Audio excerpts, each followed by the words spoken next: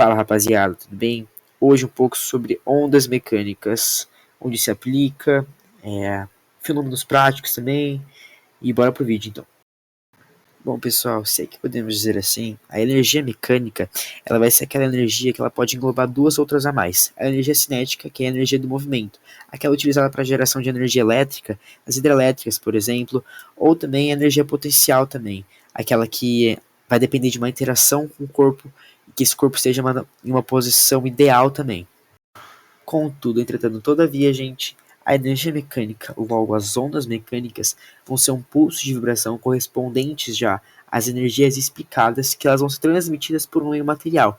A gente vai poder ver essa forma de transmissão, né, da onda mecânica nos abalos sísmicos, por exemplo, quando a colisão das placas tectônicas, há uma formação de ondas na própria Terra mesmo, no próprio manto terrestre também.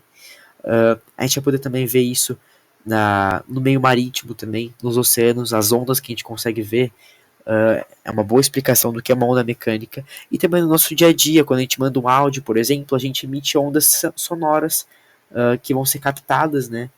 E como eu estou fazendo agora, eu estou emitindo uma onda sonora, que o meio seria o ar. Então, eu estou transmitindo um pulso de vibração que está sendo captado neste momento. A gente trouxe aqui um gráfico para a gente analisar um pouco da física do processo, né?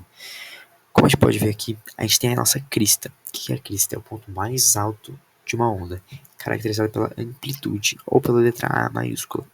Também podemos ver aqui o vale, gente, que é caracterizado pela letra maiúscula menos A. Também aqui a gente pode ver o comprimento de onda, que é a distância do ventre de um vale para o outro, ou de uma crista para a outra. Com isso a gente pode ver também, gente, o tempo de formação, quando a onda em movimento, a gente pode ver o tempo de formação de um vale para o outro, ou de uma crista para a outra, que isso é chamado de período. Com o período também, gente, a gente pode calcular a frequência da nossa onda. O que isso quer dizer? Quer dizer quantas cristas ou quantos vales são formados por segundo. Então, comprimento, período, vale, crista, amplitude, tudo isso vai influenciar na medição da frequência da nossa ondinha. A parte então mais esperada do vídeo, os fenômenos. O primeiro fenômeno será a reflexão. Para isso utilizaremos uma corda para explicar para vocês e um poste também. Nisso, o que seria a reflexão de ondas, né? Quando a gente emite uma onda, ela vai colidir, seja com uma parede ou com algo que bloqueie essa onda, e ela vai voltar. Nisso a gente vai ver como ela volta a partir de uma ponta presa ou uma ponta solta. A partir da ponta presa, gente, quando a gente emite a onda, como vocês conseguem ver no vídeo nesse momento, a onda vai como uma crista. Quando ela volta, gente, por estar presa, vai ter uma mudança de fase da onda. Ou seja, a onda vai inverter e o que era cristante vira vale e ela muda de direção. Ela volta por onde ela veio. Com essa foto é possível ver 4 estágios da onda: quando ela é emitida, quando ela chega no poste, quando ela é revertida por baixo e quando ela continua a sua fase normal. Agora, quando repetido o experimento, só que com a ponta solta, a gente pode ver muito bem quando emitida a onda, é chicoteada a onda, a ponta dela no final ela vai subir, e quando ela descer de novo, ela vai continuar na mesma fase, ou seja, ela vai ser refletida por cima, na mesma fase com que ela foi. Como vocês podem ver agora, eu vou mostrar as fotos que vai ficar mais fácil para vocês verem. E dito, gente, agora pelas fotos a gente pode ver certinho quando a onda ela é emitida, então a gente consegue ver exatamente a onda. E eu peguei um exemplo um pouco mais para frente, a onda já é um pouco mais perto do poste, então o ponto ele já subiu um pouquinho, mas ele estava exatamente onde essa bolinha estava aqui. Essa bolinha vermelha está sinalizando, estava exatamente onde estava o ponto. E quando chega no poste definitivamente, olha a altura que está. Está lá em cima, a ponta da corda. E quando ela desce de novo, esse que é o mais interessante, ela vai voltar por cima. Então, ó, a gente consegue ver a ponta lá embaixo de novo, e ela vai continuar na mesma fase. Ela volta por cima, diferentemente de quando a ponta estava presa. A interferência de ondas vai ser quando duas ondas elas se colidirem, elas se juntarem e de alguma forma elas podem se tornar ou construtivas ou destrutivas. Se por acaso forem destrutivas, vai ser quando a amplitude de uma onda se encontrar com o vale do outro, ou seja, elas vão se anular, elas vão se planificar. Por isso que a gente consegue ver nitidamente o substrato do solo da poça de água, porque elas se planificam, é como se não tivesse nada acontecendo ali. Já na construtiva, o ponto redondo mostra ali que se formou uma super crista, ou seja, as duas amplitudes elas se somaram, elas se construíram juntas.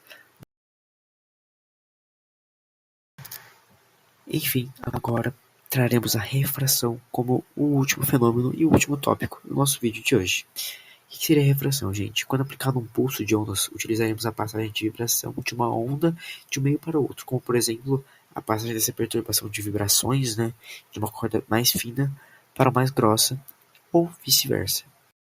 Porque quando o experimento for uma refração de de uma corda mais fina para uma corda mais grossa, será como um experimento de corda presa, isto é, quando emitida o pulso, aí vai haver uma inversão de fase na parte refletida da corda, que seria a corda fina, e a refração se continuaria na mesma fase, como a gente pode ver nesse vídeo.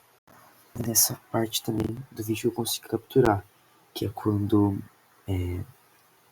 o pulso é gerado, é refratado a corda mais grossa e ela continua na mesma fase, mas quando chega no nó delas, né, no ponto que elas se juntam, a corda fina é refletida como uma onda, uma corda de ponta presa, uma reflexão de ponta presa. Ou seja, ela vai voltar para baixo, como é possível ver nessa imagem. Nessa parte, gente, quando a gente repara na onda refratada da mais grossa para mais fina, a gente pode ver o mesmo processo de quando foi refletido com a ponta solta.